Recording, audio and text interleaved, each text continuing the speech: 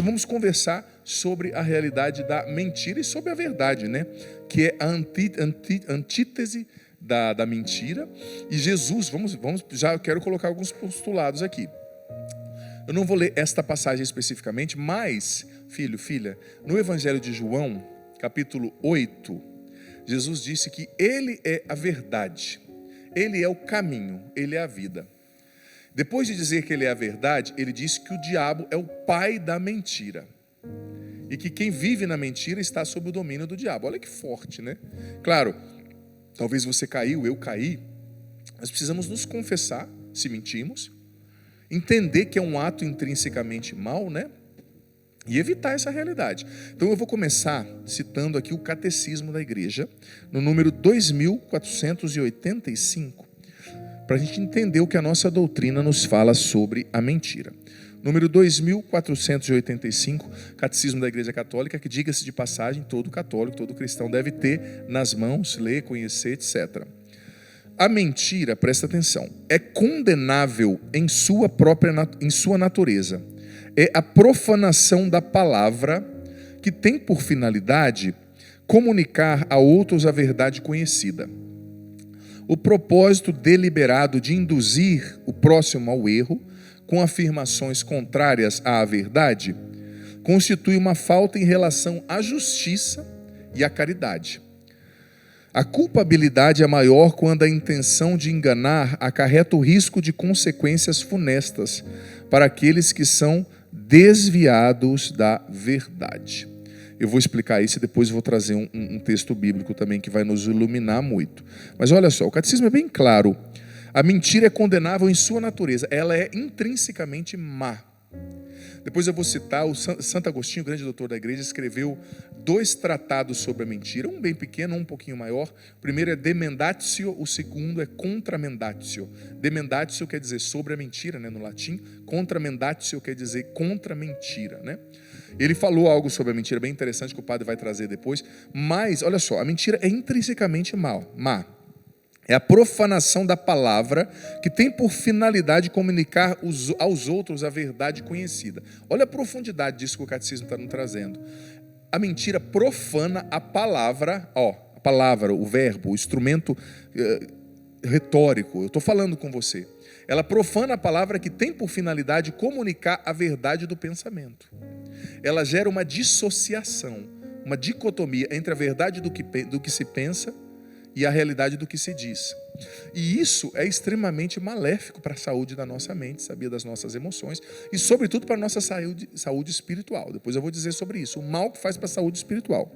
Depois o catecismo continua. O propósito deliberado de induzir o próximo ao erro com afirmações mentirosas, né, contrárias à verdade, constitui uma falta em relação à justiça e à caridade.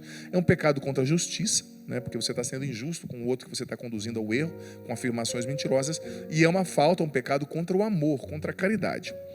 A culpabilidade maior quando a intenção de enganar a pessoa acarreta o risco de consequências funestas, né? Claro, a culpabilidade é maior quando as consequências são maiores, mas mesmo quando a mentira é pequena, né, é uma mentirinha, ela continua sendo um pecado. Ela continua sendo um ato intrinsecamente mau. Agora eu vou trazer uma citação aqui, que está no livro de Provérbios, capítulo 12, versículo 22. Provérbios 12, 22. Presta atenção. São uma abominação para o Senhor os lábios mentirosos. Os que agem fielmente, porém, lhe agradam. Repito. São uma abominação. O que é uma abominação? É algo que é totalmente digno de reprimenda, contrário ao certo, né? É uma abominação para o Senhor os lábios mentirosos, são uma abominação. Os que agem fielmente, porém, lhe agradam. Olha só, Deus abomina os lábios mentirosos. Padre, mas foi uma mentirinha, foi por uma boa causa. Olha, vamos entender. A mentira é sempre um ato desordenado e mau. E é sempre um pecado. Ainda que ela seja venial, um pecado venial, a gente precisa confessar os pecados veniais, se não for uma matéria grave, né? E combatê-los, né? Senão não tem santidade. Sabe? Precisamos combatê-los. E veja bem, mais uma vez eu digo, aquilo que está em João 8. Jesus disse, eu sou a verdade e o diabo é o pai da mentira. Quando falando do Espírito Santo, Jesus disse, é o Espírito da verdade, né? E veja bem, a gente precisa cultivar a virtude da veracidade, gente, de viver a verdade, de dar a vida pela verdade. São João Batista morreu pela verdade. E você sabia que nos primeiros séculos, presta atenção, sobretudo no primeiro século do Império Romano, os cristãos, era fácil para eles não morrerem mártires. Eles tinham que somente chegar diante da estátua do César, do imperador, né? E jogar um pouquinho, uma colherzinha de incenso no foguinho que tinha na frente, para reconhecer que César era Deus, né? Era uma divindade, era assim que os romanos acreditavam, né? E era isso era imposto, né? O imperador era uma divindade, né?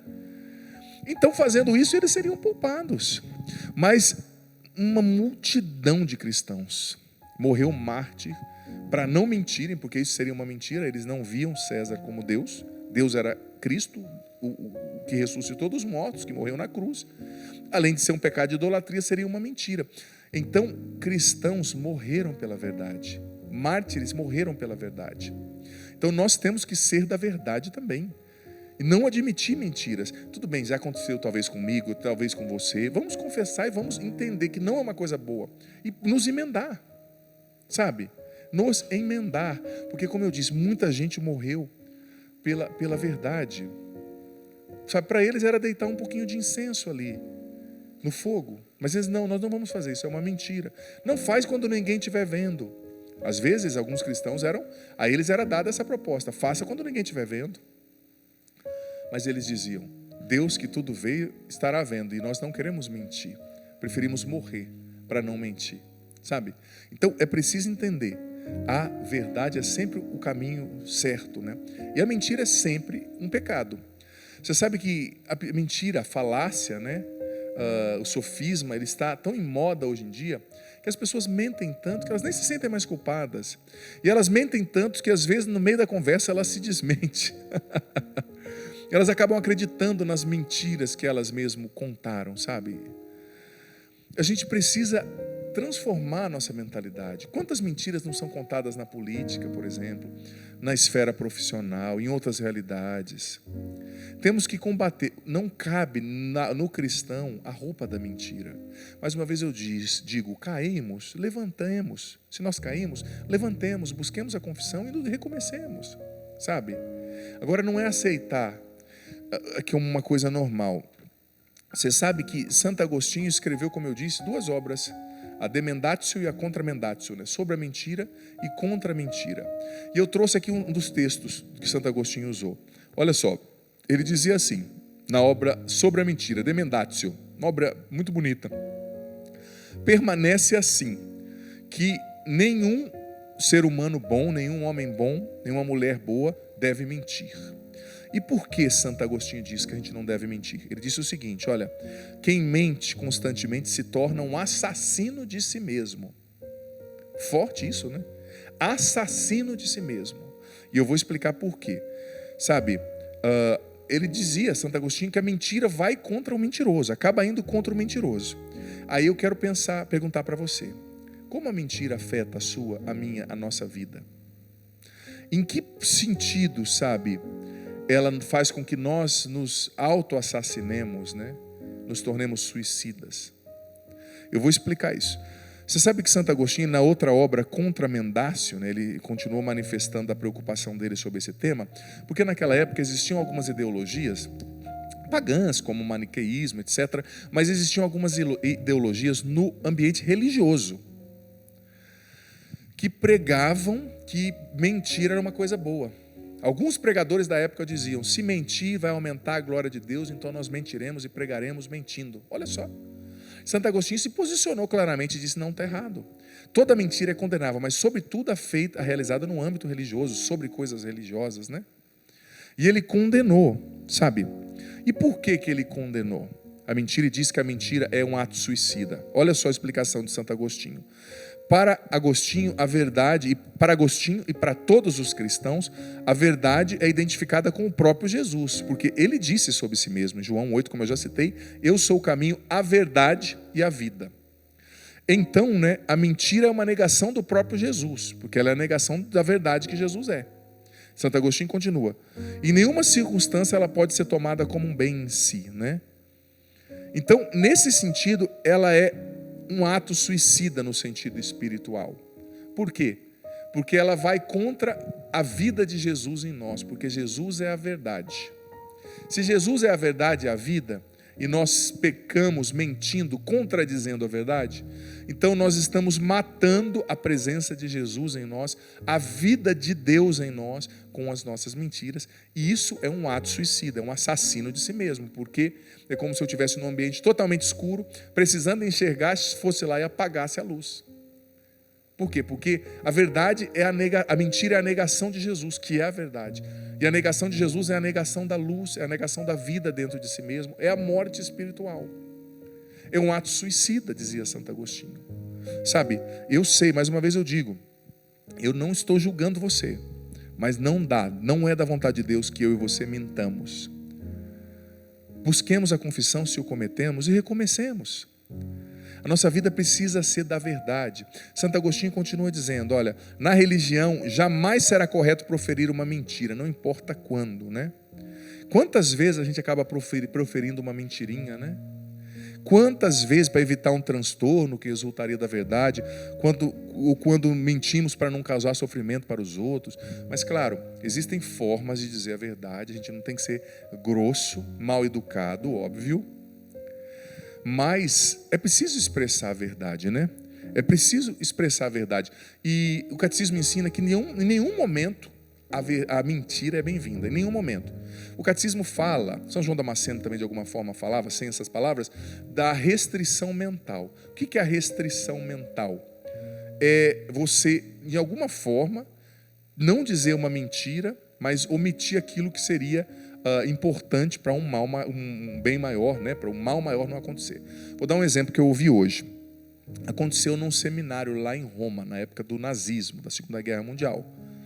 Um seminário católico, cheio de padres e seminaristas, eles estavam escondendo muitos judeus, né? E os nazistas chegaram lá na porta, o pessoal da SSA, e começaram a falar, nós queremos fazer uma inspeção aí. E o padre reitor do seminário foi lá fora e falou assim para o responsável da polícia nazista, você não sabia que invadir um território extraterritorial da Santa Sé, fora do Vaticano, vai causar um grande problema e um escândalo internacional para vocês? Aí o oficial olhou para o outro e falou, é verdade. O Vaticano é outro estado, é um estado da igreja, isso vai dar um problema. Então vamos embora. Só que o seminário não era um território extraterritorial do Vaticano. Não era uma propriedade do Vaticano. Só que o padre não afirmou que era. O padre fez uma pergunta. Você não sabia que invadir um território extraterritorial pode causar problema? Ele não afirmou que era. Ele não mentiu, né? Ele só fez uma pergunta. Se o oficial insistisse, talvez ele ia ter que, né, permitir, enfim. Mas para salvar a vida daqueles judeus que estavam ali escondidos, ele fez uma pergunta, mas ele não afirmou, aqui é um território extraterritorial da Santa Sé. Então foi uma restrição mental, né? Sem ele mentir, ele fez uma pergunta que induziu aquele oficial a crer dessa forma, né? Mas isso é uma restrição mental, o catecismo diz, e não uma mentira propriamente dita. Mas se o padre tivesse dito, olha, aqui não tem ninguém, ou aqui é um território, ele estaria mentindo, ele teria que se confessar, ele teria que se emendar. Porque a mentira é sempre intrinsecamente má. Você está entendendo? E a mentira, gente, ela vicia. Presta atenção quanto a mentira vicia. Por quê? Porque a mentira é um caminho mais fácil, né? Mais curto. A minha esposa queria que eu passasse no mercado, mas eu esqueci. Ela vai brigar comigo. Então eu chego lá, sabe o que é? Eu trabalhei até mais tarde, meu amor. Sabe o que é? Furou o pneu do carro. Vai contando uma mentirinha para evitar um transtorno, né? A mentira nos deixa irresponsáveis, nos deixa molecões a vida inteira, meninonas. Ao invés de assumir, meu amor, eu esqueci. Você vai soltar os cachorros em mim, mas amanhã eu vou. Ela vai dizer para você fica nesse celular. Por isso que esquece seu cachorro, outros animaizinhos que às vezes surgem na conversa entre casal, né? Animaizinhos maiores que vão sendo invocados ali, evocados. Mas enfim, a gente tem que assumir, né? É duro, gente, para todos nós é duro. Eu digo para você, a gente que lida com multidão, né, na Canção Nova, às vezes a pessoa, padre, eu preciso que você faça isso, e você está tão cansado, você não tem condição, né? Às vezes é uma tentação, você tem que trabalhar a sua mente para você, sabe, sair das situações que precisa sair, não fazer o que você não consegue fazer, né? Porque às vezes é muita demanda, mas sem mentir. E eu sei que é difícil, eu sei que talvez você fez, outros fizeram, eu fiz no passado. Mas, gente, a gente tem que se convencer, é questão de formação de consciência, que isso está errado. Não é o que Deus quer. Olha, quantas pessoas entraram numa confusão, num buraco por estar mentindo. Uma mentira vai puxando a outra e você vai, assim, alicerçando a sua vida sobre a mentira. É o tema do programa de hoje. Não alicerce a sua vida sobre a mentira. Em primeiro lugar, alicerce a sua vida sobre a verdade que é Jesus Cristo. A palavra dele, os mandamentos dele são a verdade. A verdade absoluta que vem do Pai. Ele é a palavra do Pai encarnada, né? Mas faça um bom exame de consciência nesse programa e faça uma boa confissão. Talvez você, para se safar de situações, fomos inventando situações. Mas temos que lutar para nos converter, nesse sentido, sabe? Porque dizer a verdade, viver a verdade é um ato de amor a Jesus. Última coisa, um versículo muito bonito que eu queria trazer aqui, está em Provérbios 27, dos 5 e 6, que diz o seguinte, isso aqui é sobre relacionamento, hein? Verdades no relacionamento. É melhor a repreensão aberta, Provérbios 27, 5 e 6, é melhor a repreensão aberta do que um amor escondido. Ou poderia ter sido traduzido também, penso eu, como fingido. São mais autênticas, são melhores em outras traduções, as feridas de quem ama do que os beijos enganosos de quem odeia. Vou trazer uma outra tradução aqui para você ver. Melhor é a repreensão feita abertamente do que o amor oculto. Quem fere por amor mostra lealdade, mas o inimigo multiplica beijos. Ou seja, é melhor você ferir por amor, dizendo a verdade, sendo verdadeiro, corrigindo, do que ser alguém que oculta o amor, multiplica beijos, mas é um inimigo. Não fala para a pessoa, não corrige a pessoa, mas sai falando da pessoa, né? Isso é um outro pecado que a gente precisa evitar. Às vezes a gente não tem coragem, porque somos covardes, né, de falar com a pessoa, de dizer, olha, você precisa mudar isso, você não está legal, mas saímos falando da pessoa. É um pecado contra a caridade e contra a justiça. Então, vivamos na verdade, nos reconciliemos com a verdade. Mais vale uma dura verdade do que uma doce mentira, tá? Eu sei, se você cometeu, faça um bom exame de consciência, peça perdão. Reconheça no momento de fragilidade, de fraqueza, você cometeu um erro, né? Acontece, mas se levante, não fique nesse erro. Recomece a sua vida. Tenta consertar o que você estragou, né, no mínimo possível, e entrega a Deus que Ele vai fazer a parte dele.